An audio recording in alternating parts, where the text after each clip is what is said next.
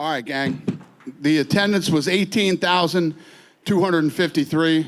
Sellout, $7.7 million gate.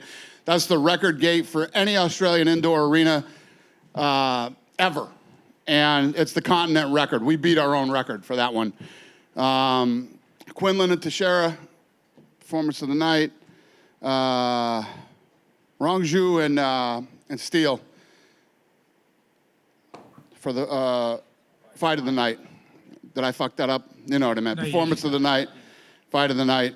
$50,000 for all of them. Congrats to them. And I want to thank New South Wales government and Destination New South Wales for their ongoing support of the UFC and helping to bring this event to Sydney. Love you guys. Appreciate it. Go ahead. Let's talk about the main event. You know, great performance by DDP. Won every round on 2 of the judges' scorecards. Felt like Sean Strickland never really got out of first gear. What's your take on the fight and how do you view it? I agree with you. Sean is usually really good at shutting people down. And like Izzy, when he fought Izzy felt like it looked like he couldn't get into a rhythm. And he was in his face, pressuring him the whole time. Feels like that was what Dreykus did. I'll tell you something fascinating that I noticed tonight for the first time. I don't know why. See if you notice this. So Sean Strickland, the way that he acts leading up to fights, right? Normally when you have people who act the way that he acts, you see signs of it in a fight. Who is more focused, professional, and solid in a fight than he is? You know, when he gets hurt, no sticking out the tongue or no, that didn't hurt me, anything. The guy stays focused, keeps coming forward. There's never any hint of how he acts outside the octagon when he's in there. Absolute professional the whole time. It's actually fascinating. I don't know if I've ever seen that with a guy who acts the way he does leading up to fights. It must just be his happy place or something. Huh? It must be his happy place. I don't know. Or this is all, you know what I mean? I've never seen a guy so solid and professional. Gets his nose broke, snaps it back into place and keeps fighting. Gets hit with some nasty shots. When he gets hit with big shots, he doesn't start shaking his head and doing all the goofy things that people like that do. I mean, you can go into any combat sport and you've seen it. Nobody is more professional during the fight than this guy is. It's fascinating, actually. And another thing on Strickland as well that I think all the talking makes people sort of overlook is that he's very tough as well. Like, he ate some big shots from DDP. The nose thing, like, usually if you see a fighter freak out from the pain, they lose their composure. Like you said, he just gets right back into it and dials back in. 100%. Never, looks like he never slides off his game plan, stays focused, doing what he's supposed to do, even with a broken nose. Yeah, I agree. It's fascinating. And on the other side with Dreykus, I mean, it got a little bit weird towards the end, but it would be said that in the first round, he actually looked maybe more technical than he has in... Well, you know what's funny is, and I meant it as a compliment, when I said he fights like a white guy dances, right? Like awkward and whatever. They've been focusing on that. I was like, don't listen to the shit that I say. I'm whatever he's doing works. He's the world champion. And how do you spar for a guy like that, you know? Don't change anything that he's doing on account of what I say. I imagine this has to be discussed on Tuesday, but it would feel like Dreykus Hamzat is a pretty big fight that you guys could put on right now. Yeah. We'll talk about it on Tuesday, though. Okay. Co-main event, Zhang came out, out-muscled the woman who was meant to be stronger than her, out-wrestled the woman who was meant to out-wrestle her. Amazing performance by her. Yeah, I mean, I don't know about you guys or how you felt, but lots of people were texting me saying that Weili loses tonight and, you know, it's over, and she was an underdog, and I bet the casinos got murdered tonight because I bet a lot of people threw money on Tatiana. But when you look at Weili, she's one of the greatest of all time, the best female fighter, you know, in the sport right now. And at the press conference, you know, Tatiana was talking about what she was going to do and what about her wrestling. And Weili said, this isn't a wrestling match, this is a fight. And she actually out-wrestled Tatiana tonight and absolute stud. And such a huge, huge star in China for us. She trended, I want to say she trended #1 like 4 times during fight week. 100 million views just on UFC platforms in China. And tonight she was trending #1 in all the big territories for us. So huge star. I would assume then that you would look to bring her to China at some point in the future. What's that? Would you like to take her to China at some point in the future? Yeah. Yeah. I mean, if you look at the talent that's coming out of, they all look good tonight. So, yeah, it was a really, really good week for China. Yeah. I just have one for you outside of this one. I don't know if you've seen the boxing world this week with Turkey Al-Sheikh apparently stealing Canelo from Jake Paul and managing to get a 4-fight deal. Curious if you've had any takes on that and if you are impressed with what Turkey's able to do in boxing. With what? Who's able to do? Turkey managed to steal Canelo from Jake Paul, basically. Listen, they control the sport of boxing right now. I don't think it's hard for them to steal anybody from anybody. I don't know the ins and outs of that deal, but I'm sure it's not too hard to steal somebody away from them to Saudi. Yeah. Totally different levels there. Not even the same universe of levels. In the front right here. We spoke with Weili before this fight earlier this week, and she said that if she got past Tatiana, what she would want is to move up in flyweight because she feels like she's running out of opponents at strawweights. Will you entertain like this super fight between Valentina and Weili in the future? They're waiting for me. It was also it seems like a big night for just like these Australian prospects like Quinlan in the beginning, Tom Nolan, Mikulev on the prelims, all making their debuts, but they're in here and they're talking about, the lightweight division has a lot of people in past 35 that might not be here, and I'm going to be the guys that will, this new wave of lightweights headlining fight nights moving forward. What did you make of all the debutantes today winning? Yeah, I love it. I keep talking about this region and how fast it blew up, not just fans. I mean, fans were packed to the roof tonight in there, but the talent that's coming out of this region. And you guys announced Israel Adesanya, Kelvin Gastelum going into the UFC Hall of Fame. Seems like a no-brainer, but even Izzy thought it was. He was surprised because he goes, "I'm still young. I'm not making the Hall of Fame right now." Yeah. So what's weird about it is that this stuff was decided a long time ago, and then we end up here, so it worked out perfect. He didn't know why he was here. When he came over and sat near me, he was like, "What's up?" And I'm like, "I just wanted to hang with you a little bit." And then, he got hit with it. So well-deserved and really happy for him. We talked tonight. He's going to take some time off and relax. So there's a debate online over whether that's the greatest co-main event fight in UFC history. It seems to be between that, Joanna, Weili 1, and Rory McDonald, Robbie Lawler 2. I'm curious if you have a take on that. Fuck, all three of those are tough to, Yeah, that's tough. Just last one for me. Dominic Cruz announced his retirement. Guy some people think is the greatest bantamweight of all time. At worst, the second best bantamweight ever. I'm curious, just what do you make of Dominic's career? And he's great on the mic too. So, when you have the type of experience and the type of career he's had, and you can sit in the booth and talk fights, it's awesome. So he'll have a great career after his career. Was that his call to kind of hang it up after another injury? Or did you guys have a conversation? Listen, I'm blown away that he's hung in there as long as he did. I mean, who's been more injured than this guy in his career? It's fascinating, and the mental drive to want to just keep coming back and trying again and again and again after so many surgeries and so many injuries. You got to give it to him. But I'm glad that he finally hung it up. Actually, just one more. A couple featherweights were here in Ilya Volkanovski and Diego. You guys announced the Miami and Montreal Carter. Is there any, this featherweight kind of trilogy between those three? Is there anything we can clear up on who's fighting who in the near future? Soon. Not tonight. Who's next? What's up, buddy? 这次我也是代表中国咪咕前方特派员报道本次赛事。你心中的 PCP 第一是谁？是维利吗？ This is Leach from Migu.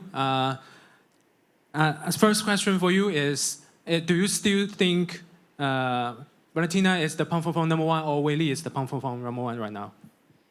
Who? Valentina or Weili is the pound for pound. That's a good one. Yeah. I fucking hate answering these questions because I love them both. Maybe we'll just have to find out. 这是大家都很关心的问题。下一场你会安排他和子弹打吗？我们很想知道，也很期待这场比赛。Yeah, we're really looking forward to this fight. Weili versus Valentina. Do you think this will happen? It's a possibility. It's a possibility. 今年中国赛有的话，老板也希望你能来到中国，很多粉丝们都期待你来，感受一下中国人的热情。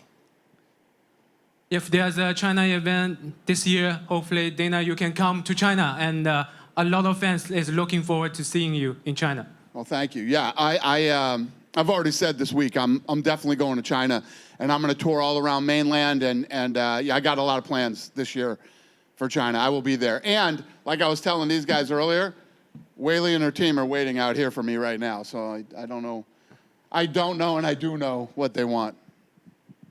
今天中国的成千上万的粉丝都在关注这场比赛，而且在整场比赛来看，韦利也没有受太大的伤，应该是粉丝们希望你都能跟韦利安排2场比赛，今年大家很期待。Yeah, Weili seems very dominated, and she don't have any injury. Do you think she can fight multiple times in 2025? Yeah, no, I don't disagree. Yeah, she looked absolutely dominant tonight. She looked great. As far as I know, she's healthy and came out of that fight with 0 injuries. So yeah, yes, the answer is yes, yes. We'll see what she wants. And, you know, she's at a point in her career now and everything that she's accomplished that whatever she has to ask me in the hallway back here, I'm probably going to say yes. Thank you， 谢谢老板。Thank you. Dana, just straight ahead in between these two cameras. Yep. Hi. Obviously, there was a bit of talk in the build-up to this event with the tax that the fighters get coming here. I just wondered if there was any conversation between yourself and the Premier or the New South Wales government for any potential alleviation in that regard? About what, taxes? Taxes for the fighters, if there's any conversation between you and the government about maybe taking them, helping out with the tax? If I had that kind of power, I'd be negotiating that shit for myself in the United States, too. Unfortunately, my friends, we all have to pay taxes. It sucks, but it is what it is. Do you understand the fans being a little bit disappointed that, you know, the fighters don't have that incentive to come all the way to Australia because of how high the tax is? Yeah, it's no different than if we go to New York or California or some of these other states. Yeah, taxes are an unfortunate, you know, but I think that there is, I mean, these guys can file and get some of the money back. I mean, you can file and get some of the money back as far as I'm aware of. But, yeah, listen, no matter what side of the fence you sit on or what you believe in, we can all agree that taxes suck. I don't think there's any argument with anybody on that one. They suck, but there's something we got to pay. Just in the back right here, Dana. Yep. Well, touching on what you just said there is a tax treaty between Australia and the US, so US fighters at least aren't double taxed, so you're on the money there. Sincerely, I do want to also thank you for coming to Sydney. The vibe here was unmatched. Speaking about great Australian fighters, Steve Erceg was set to fight Asu Almabayev, and now the main event of UFC Mexico City is him against Brandon Moreno. I'd love to understand the build-up of that and why that fight changed. Shit, I have no idea. I don't remember how or why it did. I don't know. I couldn't honestly answer that question for you right now. That's right. That's right. I also wanted to ask you a question about Jairzinho Rozenstruik. After his fight against Pavlovich, there were reports going around that maybe he's not with the UFC anymore. He posted that onto his ex that was the case. Did he request his release, or was he not re-signed? What was the situation there? Yeah, I don't. He was either cut or not re-signed. Okay. Thank Yeah. you so much. Yep. Hey, Dana. Yeah. With multi-fight deal in Australia and it being a bigger market, what's the likelihood of another card coming back to New Zealand? Coming back to New Zealand? Huh, that's a good question. I can't answer that one off the top of my head either. But yes, obviously, I mean, look at tonight. Look how successful this event is. And, you know, this is a big event for us tonight. Again, we broke the record. Trending, you know, #1 in the United States, #3 in Brazil, #1 in Australia, #4 in France. There's, you know, what people don't understand is when we move this thing around and we go to different parts of the world, #1 in China, off and on the entire week, 100 million views for Chinese content just on UFC platforms, not including, it's just, it's big. It's big. A lot of people don't understand this business and how this business really works. Most people don't. Media, you know, and a lot of other, you know, people who follow the sport. Tonight was a big event for the UFC, massive. So we'll be back here soon. And it's every event seems to break records. There has to be a cap eventually. Is there a risk of outpricing fans to be able to attend? What's the question? The events keep breaking records. There must be a cap at one point. Do you think you may be reaching a point to outprice the fans? Well, we're not close. I mean, we keep breaking the records. And I mean, if you look at what it costs to come to a UFC event, it's on par or cheaper than most big events. Thank you. Yep. Dana, just another one over here. Repeated successful events in Australia, and I don't know literally number by number, but I would assume a record amount of Australian and New Zealand fighters signed last year. There was heaps of them. What do you think it is about this region that it's gaining so much success in the UFC? You know, I think that when I first started this thing, right, the three no-brainers for me were the United States, Mexico, and the UK, traditionally big boxing countries. But Australia, when you really think about it, does make a lot of sense too. A lot of tough people here. You guys got rugby, soccer, and a couple other sports. I saw fucking pillow fighting on fucking TV tonight here in Australia. I don't ever want to hear another word from you people about power slap, okay? Ever. But, yeah, it makes sense. You know, the fan base continues to grow here, and the talent is off the charts. So I don't know if I answered your question, but hope so. And just one more from me. The last few times you've come to Australia, it's been for pay-per-view events. However, if I'm not mistaken, the deal with Perth was one pay-per-view and one fight night. UFC is such a big machine. To bring an event like a fight night all the way down here, do you expect it to be like more difficult because it may be like a smaller event? No, we bring fight nights everywhere. I just did a fight night in Saudi Arabia last week. Fight nights and pay-per-views are how we built this business. We have a whole laundry list of fighters that are super talented and possibly the world champions of tomorrow. And those are the guys that we move around and put on fight night cards. As long as the fights are, listen, I have to have 3 or 4 holy shit moments a night. And as long as that happens on any card that we do, we had a successful evening. Thank you very much. And Dana, just at the back here. Speaking of the Perth card, the fight night, there was reports coming out that it might be June, July. Do you have any details on that? June, July, that's Perth, perhaps. I don't know off the top of my head. And I just wanted to clarify. I asked you the press conference, but, you know, it's a little bit more intimate here. We can have that chat. Sean Strickland and the New South Wales government, obviously all the media and stuff and the outrage. Obviously, you laughed about the other day with what you put on your story with the newspaper, which... I thought that was fucking hilarious. Yeah, no, most of us do. It's ridiculous. We don't even like the paper here. But listen, for a place that is so tough and the people... Everything on land and the water can kill you. You have the biggest pussies I've ever seen in the media in my life. I saw a story where a guy was like, I saw Dana do a podcast with the Premier, and it physically made me sick. Holy fucking shit. You guys have to have the biggest pussies of all time in the media here. Just for the record, but go ahead, what's the question? The question is, does anyone in the government at all go, please not Strickland, or does that ever get back to you at all? I do that. Are you kidding me? I do that. It is what it is. You know my stance on this, you know. We're going to take guys that, and girls, that say a lot of things and do a lot of things. I'm a big believer in free speech. And, you know, it probably seems worse when you come here because your media are such weak human beings. I thought we had weak media. You guys win hands down. Do you say anything or do you literally just ignore them? Like, did they actually voice it to you at all? We were actually laughing about it. We were reading the story in the back and cracking up at that guy. That guy's got to be the biggest fucking wimp on planet Earth. So no one from the government, though, actually pulls you aside? Okay, cool. No. Well, then, fuck those guys. Even your people know that your fucking media are weak. They even know. They know it. You know it. We all know it now. Yeah, I we didn't know. Now I know.